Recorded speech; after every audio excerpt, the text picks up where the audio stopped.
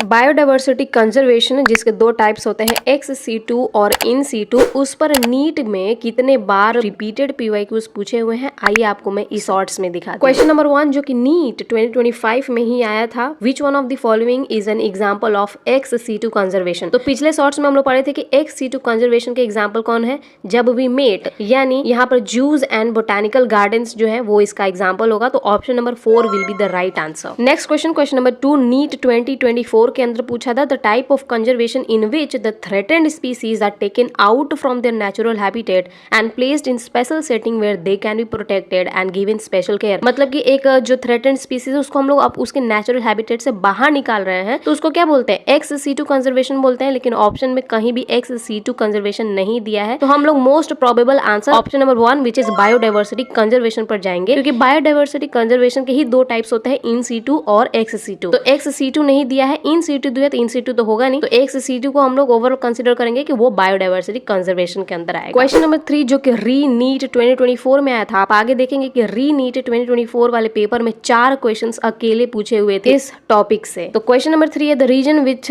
High level of species richness, high degree of endemism and loss of 70% of the species and habitat are identified as. पिछले shorts में पढ़ा था, इसको क्या बोलते हैं, बायोडाइवर्सिटी हॉटस्पॉट, यानी ये होगा option number 3 is the right answer. Next question, question number 4 which one of the following is not included under in C2 conservation. मतलब कि इन C2 कंजर्वेशन में नहीं आता है, तो किस में आएगा, एक्स C2 में आएगा। तो एक्स C2 में क्या आता है, जब भी मेट में बी आ रहा है, बोटानिकल गार्डन, तो ऑप्शन नंबर 2 जो होगा वो राइट आंसर होगा। ये री नीट 2024 में पूछा हुआ। नेक्स्ट क्वेश्चन, क्वेश्चन नंबर 5 री नीट 2024 में आया है, क्रायो प्रिजर्वेशन टेक्निक को हम लोग किस लिए यूज करते हैं। हमने पढ़ा था कि गैमिट के प्रिजर्वेशन को -196 डिग्री सेल्सियस पर लिक्विड नाइट्रोजन के अंदर जो प्रिजर्वेशन करते हैं उसको क्रायो प्रिजर्वेशन बोलते हैं, और ये एक्स C2 के अंदर आता है। तो option number 3 is the right answer. Next question, question number 6 री नीट 2024 में आया है। पहला है ए बायोडाइवर्सिटी हॉटस्पॉट। हमें पता वेस्टर्न घाट्स जो है वो बायोडाइवर्सिटी हॉटस्पॉट के अंदर आता है, यानी ए का 4 होगा। ए का 4 ऑप्शन नंबर 1 में दिया है, option number 1 is the right answer. Question number 7 NEET phase 2 2020 में पूछा था, इन द फॉलोइंग इन, इसमें से आपको बताने की कौन सा सेट जो है वो सही है। ज्यादा पढ़ने की जरूरत नहीं, हम लोग डायरेक्ट एक्स C2 वालों को देख लेते हैं। एक्स C2 कंजर्वेशन में सेक्रेट ग्रुप्स आता है, बिल्कुल भी नहीं, यानी बी नहीं होगा।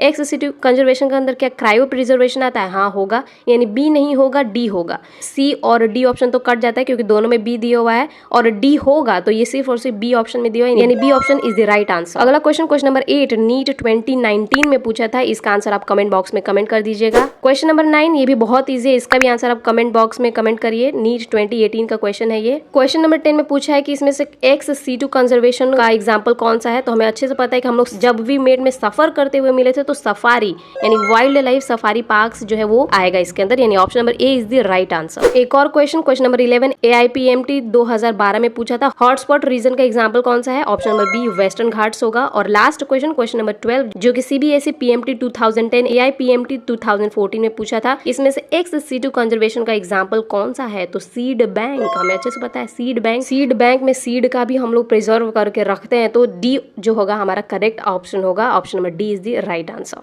तो मुझे कुछ बोलने की जरूरत नहीं, आप खुद देख सकते हैं कि ये फ्लैश कार्ड्स कितने इंपॉर्टेंट है आपके लिए। तो इन फ्लैश कार्ड्स को सेव करके जरूर रख लीजिएगा एंड याद करके जाइएगा, क्या पता इसमें से 3 मई को एक क्वेश्चन आ जाए।